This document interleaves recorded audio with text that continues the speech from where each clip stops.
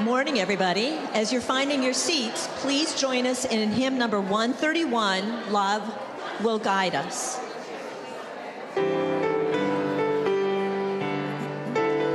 Rise if you're able.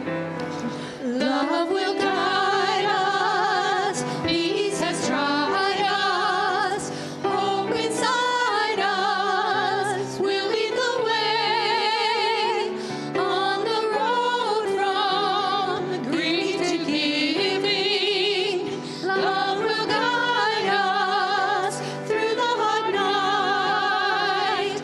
If you cannot sing like angels, if you cannot speak before thousands, you can give from deep within you. You can change the world with your love. Love will guide us, peace has tried us, hope inside us will lead the way on the road from grief to giving. Love will guide us through the hard night.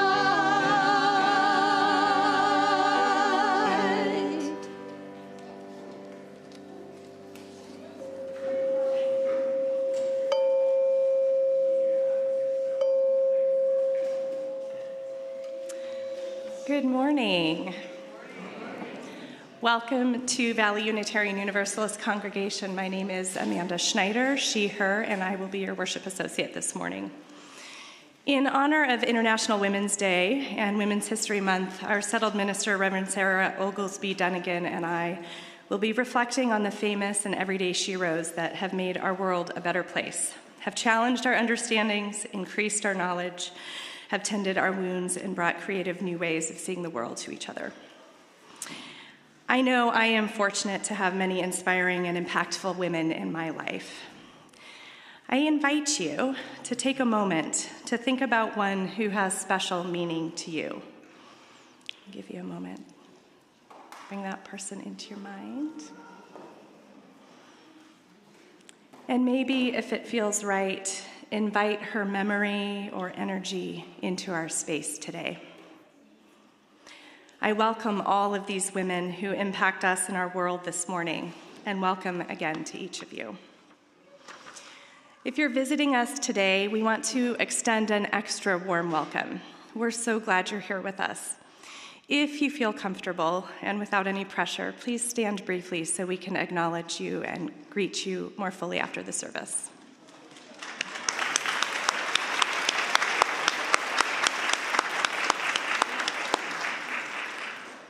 Thank you.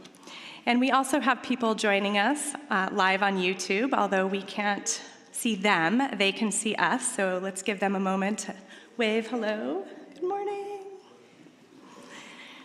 Thank you. Each week, trained pastoral care associates are available for anyone needing support or a listening ear. This Sunday, pastoral care will be provided by Melissa Bush in the sanctuary and Joyce Donahue online. They will be responsible for pastoral care the following week. And if you are joining us online, Joyce will put in instructions for how to contact her. And you can contact them during the week at pastoralcare@vuu.org. Caring Neighbors works to foster a loving and caring community in which VUU members and friends nurture, support, and assist each other through life's joys and trials with things like meals, social gatherings, and occasional rides. And they can be reached at caringneighbors@vuu.org. And we also have something new this week, VUU in Action. Reverend Sarah has created a link tree with websites to organizations that share actions and advocating in our current political climate. So if you have an organization that you want to add, please feel free to contact her and check out that link. Finally, please plan to stay after service for refreshments and conversation. Oh, and I forgot to mention, we have a welcome circle after service. Do we have our individuals who will be at the welcome circle for our new members that want more information? Wonderful. Our Welcome Circle gathers over here in the corner, so if you are new to Unitarian Universalism or VUU and want to learn more, please head over there after you grab some refreshments for conversation. And with that, we'll move into our service. If you would like to join me for the chalice lighting words. We kindle this flame, symbol of our faith, for the light of truth, the warmth of community, and the fire of love, which calls us to work for justice. These words are from Adrienne Marie Brown. Trust the people who move towards you and already feel like home. Trust the people to let you rest. Trust the people to do everything better than you could have imagined. Trust the people and they become trustworthy. Trust that the people are doing their work to trust themselves. Trust that each breach of trust can deeply trust or clarify boundaries. Trust the people who revel in pleasure after hard work. Trust the people who let children teach or remind us how to emote, be still, and laugh. Trust the people who see and hold your heart. Trust the people who listen to the whales. Trust the people and you will become trustworthy. Trust the people and show them your love. Trust the people.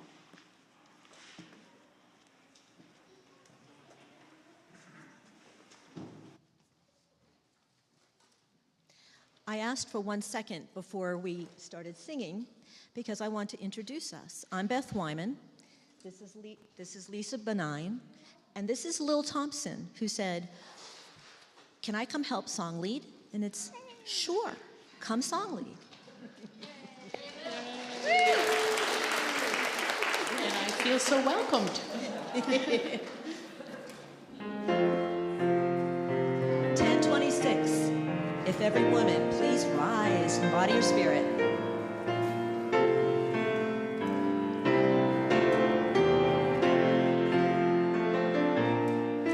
If every woman in the world had her mind set on freedom, if every woman in the world dreamed a sweet dream of peace, if every woman and every nation, young and old, each generation, held her hands out in the name of love, there would be no more war. If every leader in the world shared a vision of freedom, if every leader in the world shared a sweet dream of peace, if every leader and every nation worked for justice, liberation, holding hands out in the name of love, there would be no more war. If every nation in the world set a true course for freedom, if every nation raised its children in a culture of peace, if all our sons and all our daughters reached in friendship across the waters, refusing to be enemies, there would be no more war.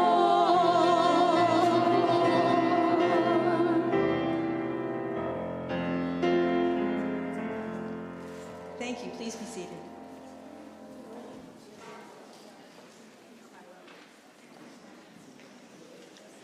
Good morning, everybody. I'm Sarah Sauter, she, her, your interim director of faith formation, and I would invite the kids that are not in Sedona or at the beach somewhere to please come up forward. I know it's spring break. We have a story for y'all.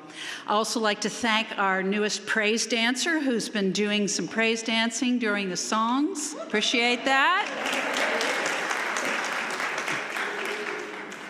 And also, parents, a heads up, the faith formation teachers are having a staff meeting, so we'll be walking kids to you here in the sanctuary at the conclusion of their class so we can get that meeting started. Well, welcome. It's still spring break, even if you're breaking right here at home. I am going to tell you a story that's very, very old, and it's called The Empty Pot. It's a Chinese parable. Once upon a time in ancient China, there was a king who loved flowers more than anything in the world. His palace was surrounded by magnificent gardens filled with the rarest and most beautiful plants. But as he grew older, the king began to think about who would take over for him. He had no children of his own, and so he decided to choose from among all the children in the kingdom. One day, he invited all the young people of the land to come to the palace. He announced, "The time has come for me to choose a new king. I have a collection of flower seeds right here, and I will give one seed to each of you. The person who can show me their best flowers in a year will succeed me as the king." Excitement buzzed through the crowd as seeds were handed out. Among those who received the seeds was a young boy named Chen, known throughout the village for his green thumb. With great excitement, Chen placed his seed in the pot filled with rich soil, and he watered it every day to make sure that it got plenty of sunshine. Weeks passed, but nothing grew from the pot. Not a single shoot spread out.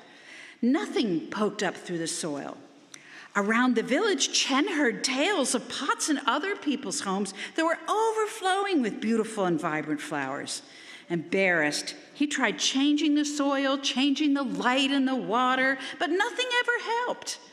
Finally, the day came to present the pots to the king. Oh no. Holding his empty pot, Chen was nervous. All around him, children whispered and giggled, showing off their pots filled with stunning flowers of all colors. Chen felt tears stinging his eyes. His father, seeing his distress, said gently, "You did your best, and your best is good enough to present to the king." With a heavy heart, Chen walked into the palace, and when his turn came, he bowed and presented his empty pot. The king's eyes rose in surprise. "Why is your pot empty?" Chen swallowed hard and answered, "I planted the seed you gave me, and I tended it every day, but it never sprouted." The king then turned to address the crowd. "I have made my decision. The new king will be Chen." A gasp through the crowd. Chen was astonished. "But my pot is empty," he stammered. The king smiled and said, "I gave everyone boiled seeds, which would not grow. All of you, except for Chen, have brought me pots full of flowers. If you planted the seeds I gave you, they would not have grown. Chen was the only one honest enough to present me with an empty pot." So the court erupted in applause as the truth sunk in, and the king continued, "A great leader must have courage, honesty, and integrity." And Chen demonstrated all of those qualities. Chen became king and ruled wisely. Under his reign, the kingdom prospered.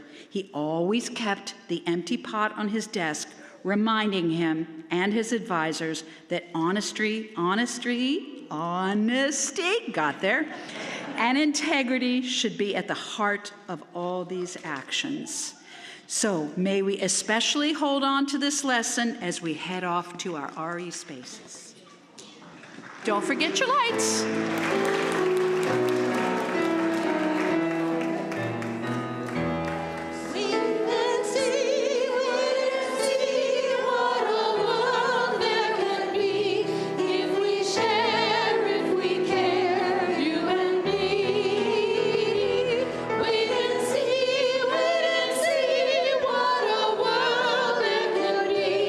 If we share, if we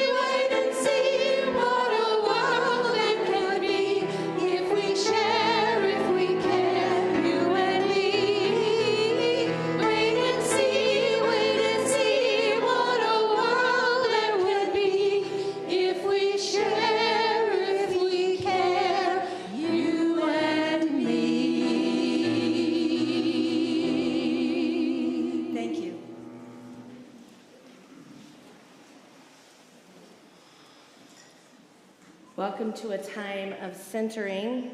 I'm Reverend Sarah Oglesby Dunnigan, she, her, she, they.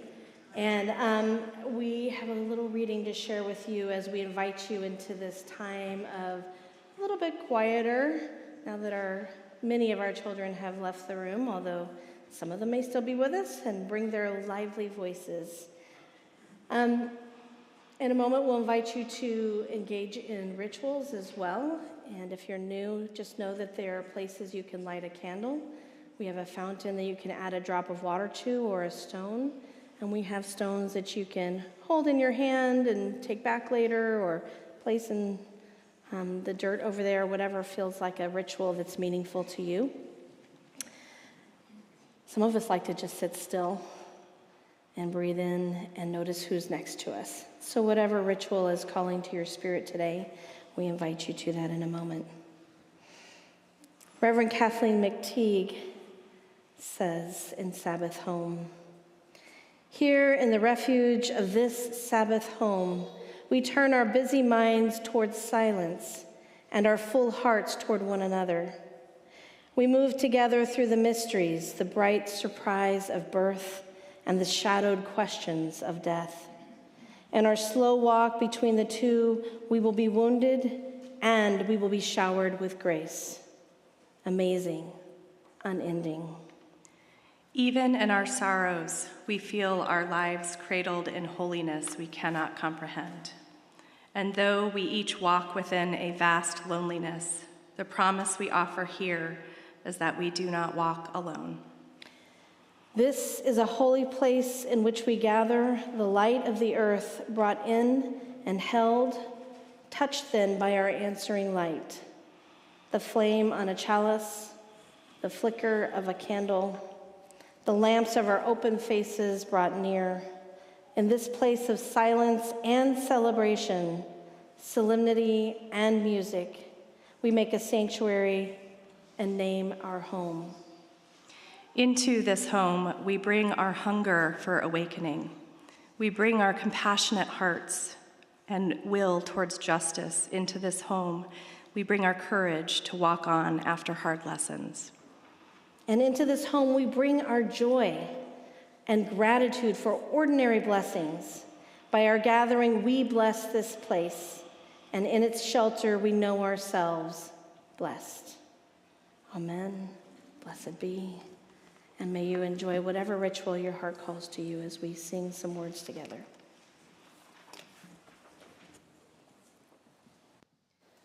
Please remain seated. We are going to sing hymn 168, One More Step.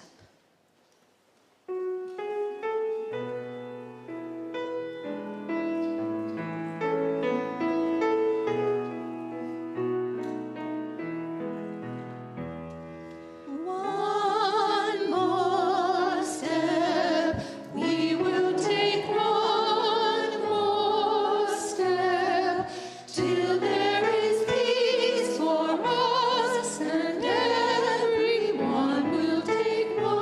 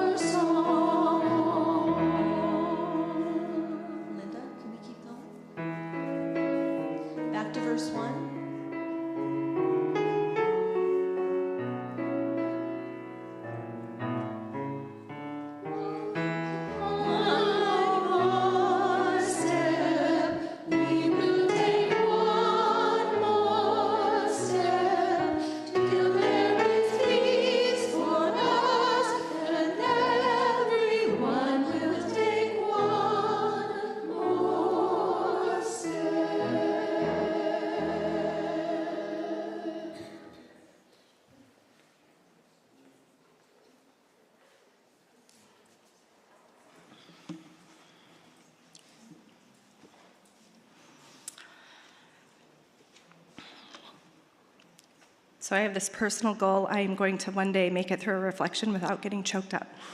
This is not one of those days, so.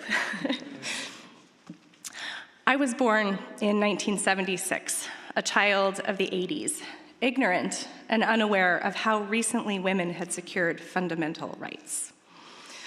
And to be completely honest, I didn't fully realize this until just this last October when I bought this "We're Not Going Back" shirt.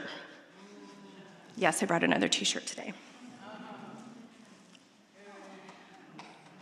With all of these really crazy dates on the back of it. Did you know only 11 years before my birth, Black women gained the legal right to vote?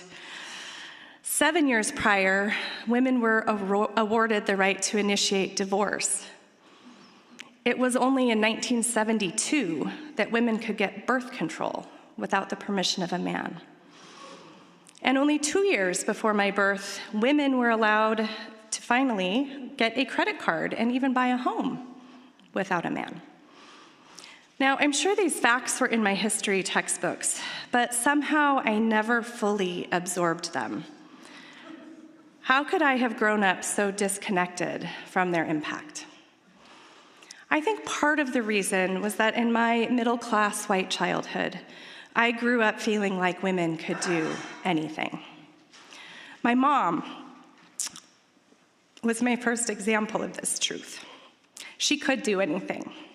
In our mountain home in Colorado, I watched her operate a wood splitter to prepare firewood for the winter.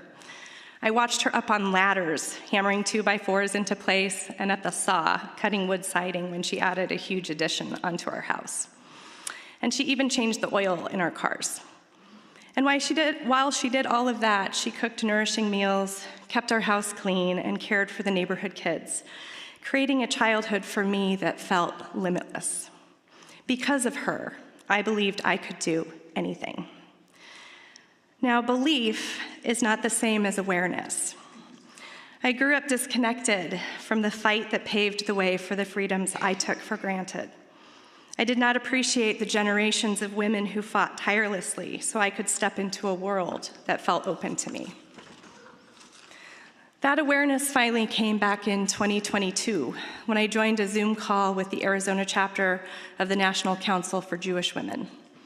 The Supreme Court's decision on Dobbs v. Jackson Women's Health Organization loomed over us, threatening to overturn Roe v. Wade. As I listened to women who had fought this battle in the 70s, I heard their frustration and exhaustion. They fought these battles before, and now they were being asked to fight them again. They were tired, understandably so. In listening to the discussion, I had a keen sense that my generation had failed to safeguard those rights they had fought so hard to attain. Their words woke me up. Had I done enough? Why had I not recognized the fragility of my rights sooner? Why had I assumed these rights would always be there? And we now know this was just the beginning. Everywhere we turn, women's rights are under attack. No-fault divorce is being challenged in multiple states. The SAVE Act, now moving through Congress, seeks to make it harder for married women to vote. And of course, reproductive rights. Our ability to make decisions about our own bodies are now dictated by the states we live in. And that's just scratching the surface. And I do want to acknowledge that my experience as a white, straight woman exists within a larger, more complex reality.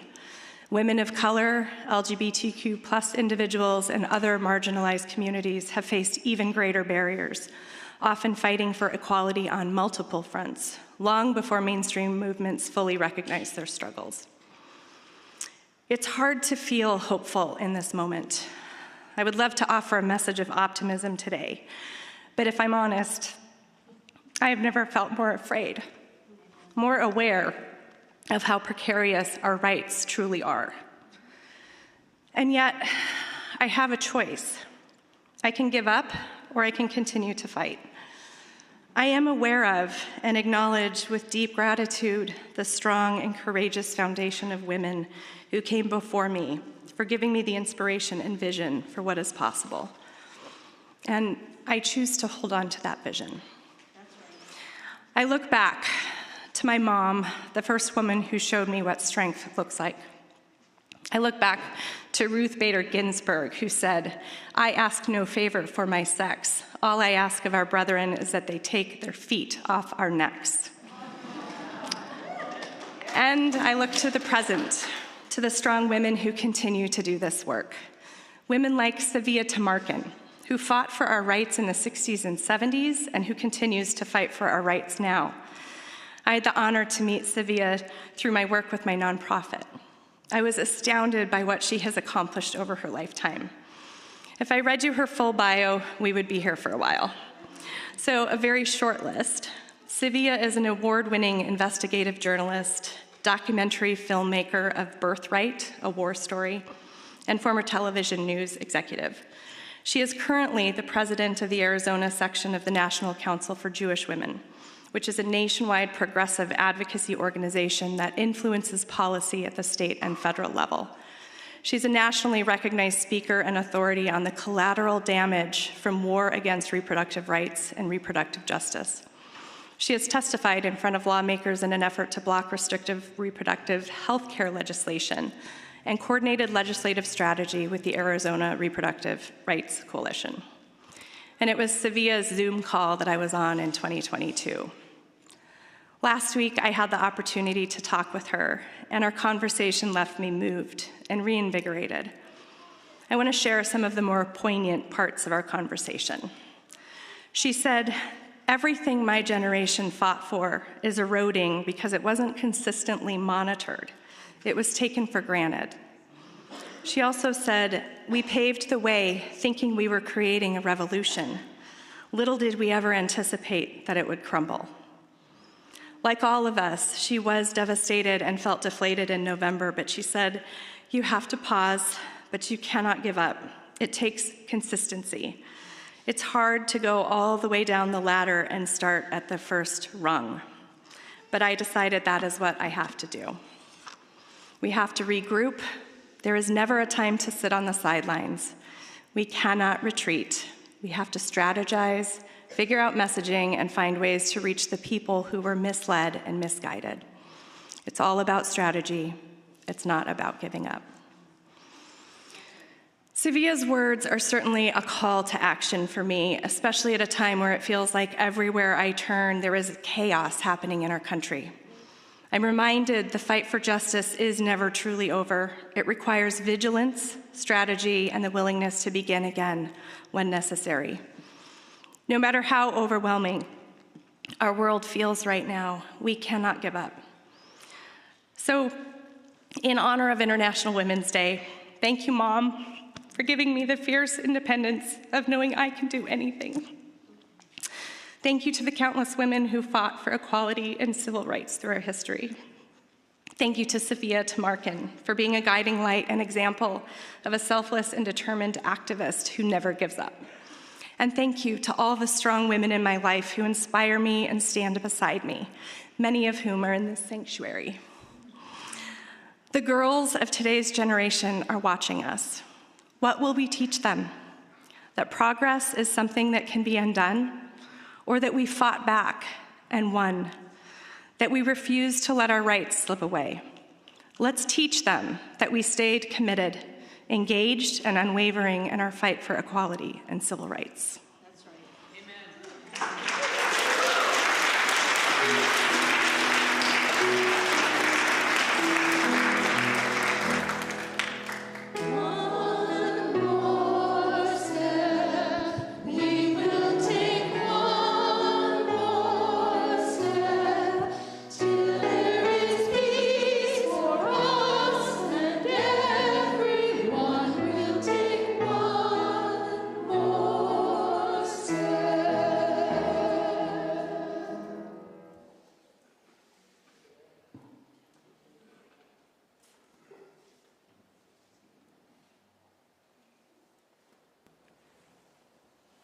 I am Sarah, daughter of Barbara, daughter of Marjorie, daughter of Francis, daughter of Barbara.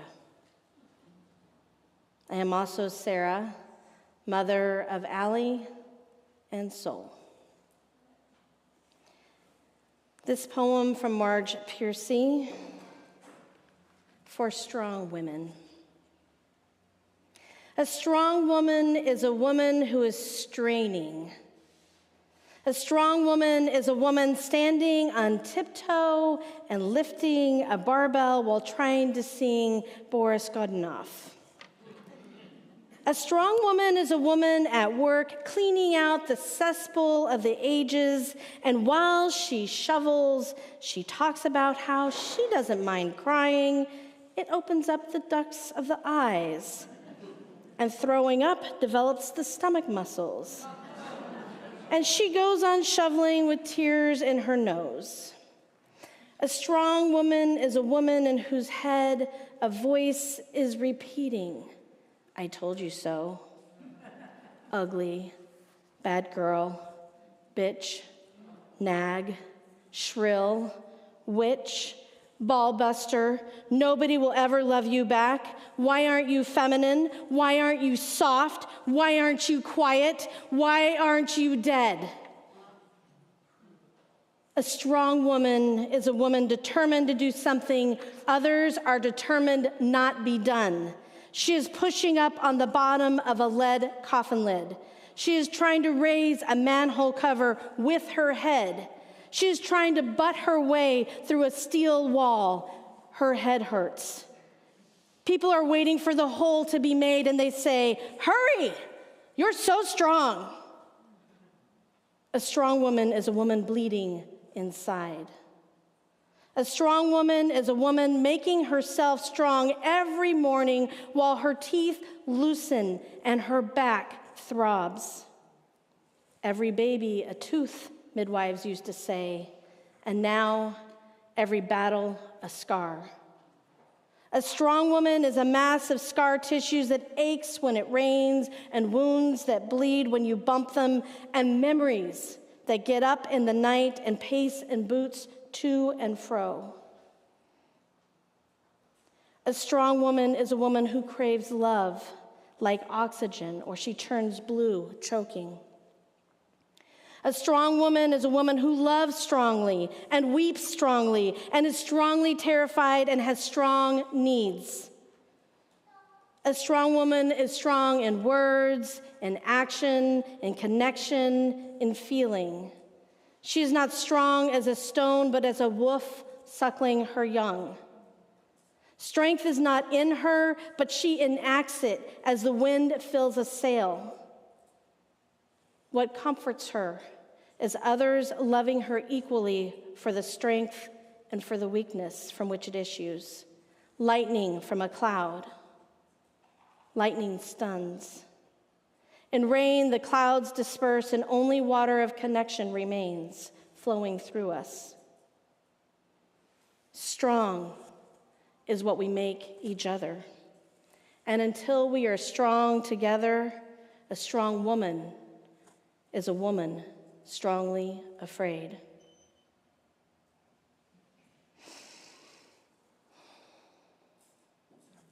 I grew up in a household led by a second-wave feminist, also my mom. My memories of grade school include ERA marches and National Organization of Women meetings and pro-choice rallies. They include helping Representative Patricia Schroeder get reelected as a congresswoman from Colorado, and the election of Federico Pena as Denver's first Latino mayor after he'd served in the state legislature. I was in the room and helping lick envelopes and on the sidewalk as my mom walked with other women to door knock and marched for change. I didn't know that this was any different from any other kid's young life. My mom worked full-time in government offices for city government and county government and state government. She tracked budgets and made policies, and when she came home, she made bread and fixed dinner and even sewed some of my clothes. Honestly, she still does sometimes. My mom was the oldest of 7, and she was the highest achieving academically of her siblings, earning 2 different master's degrees and a double PhD. She came from a working class family, and her own mom also worked in addition to raising kids. I didn't really understand until later in life how the invention of birth control pills and its availability in 1960 and beyond changed opportunities for women from my grandmother's to my mother's generation and subsequently mine. Now, there's a reason I'm an only child, because I told you my mom's the oldest of 7. She felt like she'd already raised a few kids. Some of you might relate to that. Second wave feminists had more control over their lives and their reproduction, so it makes sense that Roe v. Wade takes place just a decade after the pill became available. Many women were starting to experience the reality of being able to work and pursue higher education and determine their future as something more than a womb or a domestic servant. The reality that second wave feminists center the voices of white women and the voices of middle class and upper class women is definitely something we need to acknowledge. The realities of Black and brown women and even the beginnings of a culture of genderqueer folks were invisible to most second wave feminists. Economic disparities for women of color are much greater than for white women, even today, although equal pay for equal work is still elusive for most of us. White women celebrated their entry into voting and political gains, while Black women languished in Jim Crow hell, unable to wield any real political power until the 1960s as well. And despite the fact that I took a women's studies class and also classes in African American history and even an ecofeminism course, I don't think I really understood the depth of the economic and political disparities for women of color until I was organizing in multifamily housing in Dallas, where all of the tenants were Black and brown, and later when I was working in the Urban Community College in Dallas, where 75% of our students were also Black and brown. And it wasn't until the last decade that I began to see what Kimberly Crenshaw talks about as intersectionality, the way in which multiple marginalized identities in one person compound their experiences of oppression and social violence. As an organizer and educator, I worked in settings where women were the majority. More staff and students were female identified. I watched young single moms struggle to care for children, go to school, and get jobs in departments full of women being supervised by 1 or 2 men. The resources created to support and assist my students were often received in hostile environments that blamed them for their poverty and gave them half solutions. Work full time and go to school and raise your kids. It'll be fine. What could go wrong? The departments we worked in often also had policies and practices that negated the realities of the women that worked within them. The costs of childcare compared to salaries. The double duty of working full time and coming home to all the household chores. It was daunting to navigate and discouraging. And sometimes it was exciting to watch the women I worked with, students and colleagues, get degrees despite all of these struggles, and sometimes get better jobs and better opportunities. On the other hand, I also taught in the Dallas County Jail, where despair was palpable, and the level of sexual and physical violence that folks had survived sometimes made it seem impossible to live free of addiction and find ways to thrive. Trauma and gender inequities and racism made it so much harder for them to chart a possible future. I felt overwhelmed by the pain and suffering I encountered and overwhelmed by the systemic barriers to healing and new opportunities. And it's because of all of these experiences that I've been so committed to the kinds of advocacy that I pursue now. I can see that how and where we spend government money and how the policies we write into law create opportunities or barriers that affect women and children negatively more than men and affect non-white people more than white folks. This is in no small part because the world of politics and policymaking is still dominated to a large degree by older white men who have many economic resources that have made these positions more accessible to them. And as the United Nations site tells us, less than 27% of parliamentarians worldwide are women as of 2023.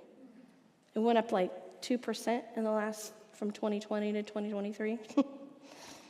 While our current administration endeavors to undo all of the positive changes we've begun to experience by attacking diversity, equity, and inclusion, and any practice that encourages our organizations and companies to counter bias, it's stunning to see how much work is ahead of us and how much work is created every day as progress is plundered. Now, on the other side of the elected offices, I've been the person in an office at the college trying to help navigate these barriers into some kind of hopeful plan for the future for women and their families, and I've watched that plan sometimes go up in flames. I wonder, how will these policymakers ever know the truth of how their work has impacted real people if they never have to work with people who don't share their gender, their race, and their economic class or identity?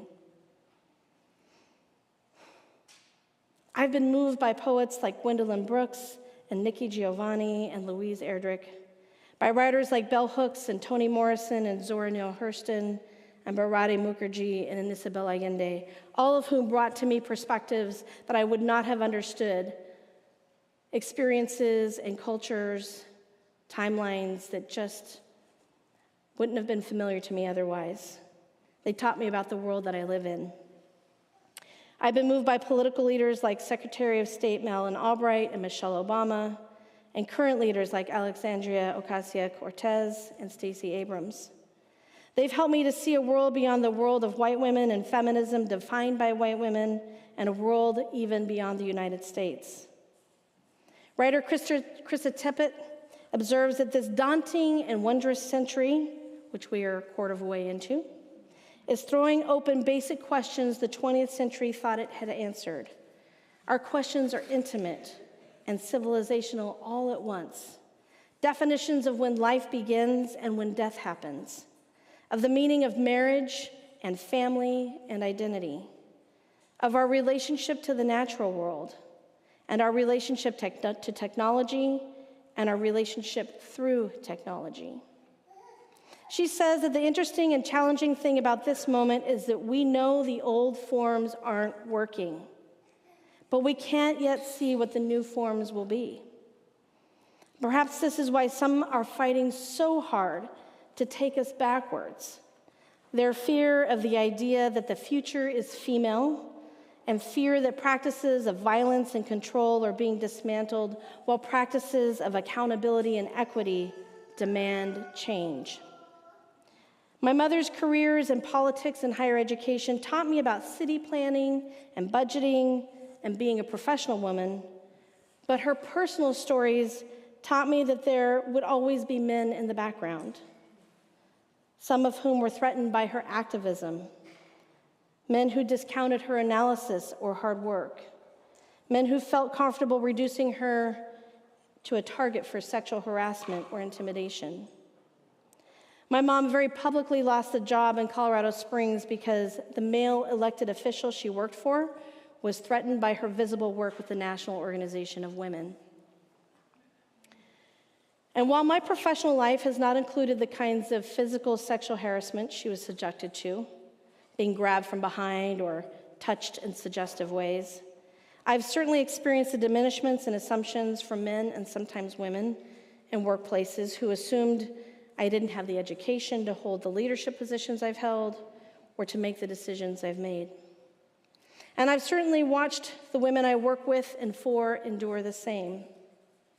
I've hired women and men for the same job on my staff and watched my human resources officer offer the man more money, even when the woman had more education. And stunningly, I've actually had people ask me questions like whether I've written my own sermons and tell me how to do my job, even when they have no similar training or experience. As if my 2 master's degrees and 25 years of experience in leadership positions were an accident or a decoration. In contrast, those are first world problems. The women I met in El Salvador and Guatemala were literally fighting for their lives in countries where femicide is rampant and violence against women so common, it is assumed to be something that can't be changed. and yet they have the courage to start businesses and work together for change. Women's wisdom is about collaborating for change and about surviving in order to offer something more for your children, especially your daughters and sisters. Women's wisdom is about showing up in spaces dominated by men and trying to carve a place for themselves, trying to redefine the jobs, the work, the roles they've stepped into to make room for a more whole version of being human. In our country, women in Congress have fought to breastfeed babies while making the laws of the land, have fought for better family leave policies for all of us, and have fought for healthcare access and research that centers the needs of women, not just men. As Adrienne Rich, another shero of mine, says, it's exhilarating to be alive in a time of awakening consciousness, but it can also be confusing, disorienting, and painful, especially right now, when rights we fought for and enjoyed for decades are being stripped away. I hope that Krista Tippett is right when she asserts that across social and medical disciplines, we are gathering a radical new understanding of the nature of human vitality and wholeness. And I wholeheartedly agree with her when she says that we create transformative, resilient, new realities by becoming transformed, resilient people. This is about the lover as well as the beloved, the citizen as well as the politician, the social entrepreneur as well as the person in need. It means me, and it means you. And it includes all of us, regardless of our gender identity or sexual orientation. I'm grateful for the men who learn to listen and to follow, to take a breath and identify their assumptions, to change in the face of new ideas and information, to center new voices and try new strategies, to be transformed, resilient people. May we be guided by the wisdom of those who are calling to us from the margins, women and non-binary folks, Black and brown folks, people from different countries and cultures, and with different experiences of power and powerlessness. May we practice being open and honest and willing to change.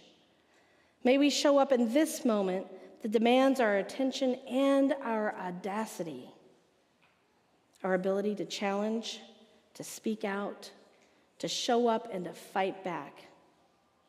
Because as poet Marge Piercy says, strong is what we make each other. Until we are all strong together, a strong woman is a woman strongly afraid. So let us not be afraid. Let us do this work together. Amen.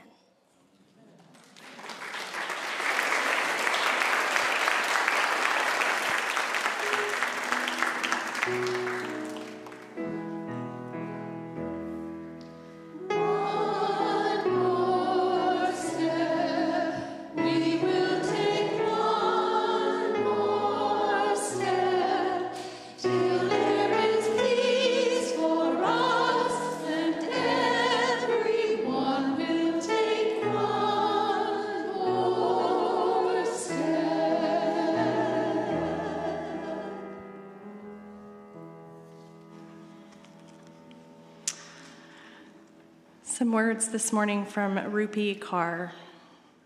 What's the greatest lesson a woman should learn? That since day one, she's already had everything she needs within herself. It's the world that convinced her she did not. As Unitarian Universalists, we believe in the inherent worth and dignity of every person in a country whose leadership seems to diminish, divide, and disempower at every turn. Our values and work are more crucial than ever. Your financial contribution allows us to expand this work, to live out our values, and to continue building a more just and compassionate world. Will the ushers please come forward to collect the offering? Thank you for your generosity.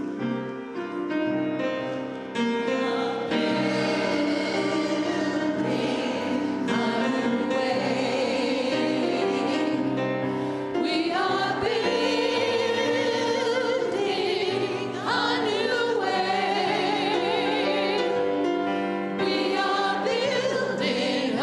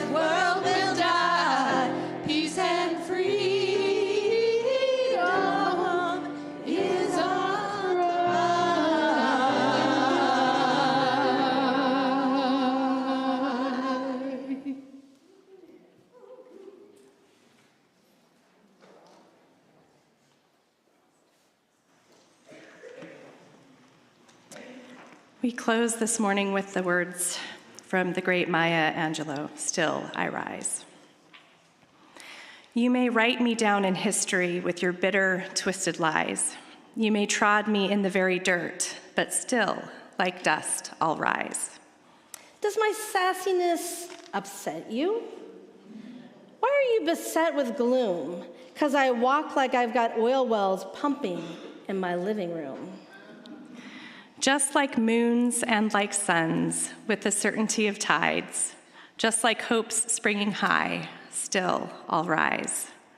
Did you want to see me broken? Bowed head and lowered eyes, shoulders falling down like teardrops, weakened by my soulful cries? Does my haughtiness offend you? Don't you take it awful hard, 'cause I laugh like I've got gold mines digging in my own backyard. You may shoot me with your words, you may cut me with your eyes, you may kill me with your hatefulness, but still, like air, I rise. Does my sexiness upset you? Does it come as a surprise that I dance like I've got diamonds at the meeting of my thighs? Out of the huts of history's shame, I rise. Up from a past that's rooted in pain, I rise. I'm a black ocean leaping and wide, welling and swelling, I bear in the tide. Leaving behind nights of terror and fear, I rise. Into a daybreak that's wondrously clear, I rise. Bringing the gifts that my ancestors gave, I am the dream and the hope of the slave. I rise. I rise. I rise.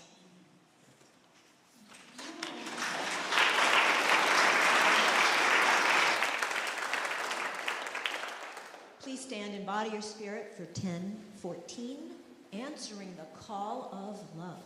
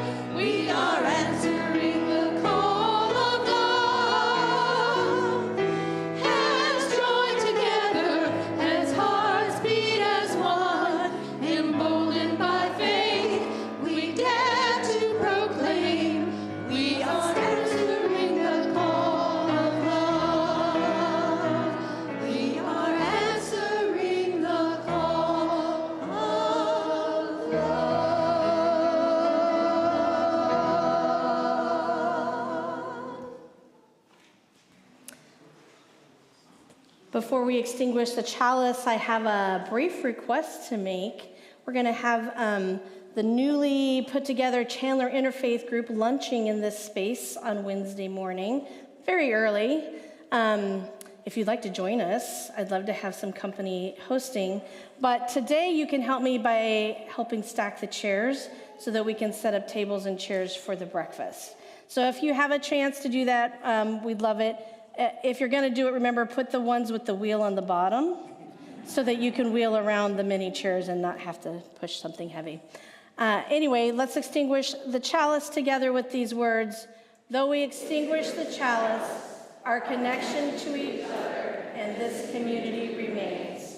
May this light guide us this week as we walk the path of justice, speak words of love, and fill our world with compassion until we meet again. And also just thank you to everyone from last week who filled in for me when I had the flu. I really appreciate you. I had fun watching you online.